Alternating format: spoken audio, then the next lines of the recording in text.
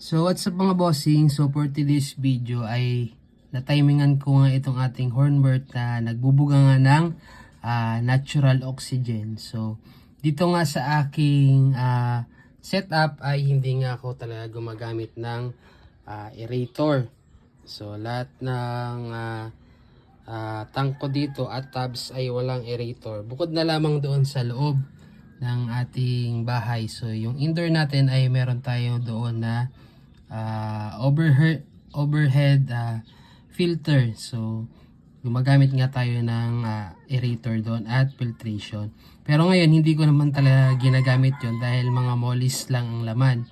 So tignan nyo naman ito mga boss. Ayan, nagbubuga nga ng natural oxygen itong ating mga hornwort. So maganda talaga ding gamitin itong ating mga hornwort dahil mas malakas itong magbuga ng oxygen. Base sa experience ko mga boss, maganda din yung hydrilla na gamitin.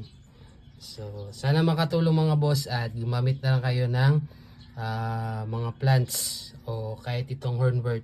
So nung nakaraan nga ay namigay tayo ng hornwort. So yun lang mga boss, happy fish keeping, peace.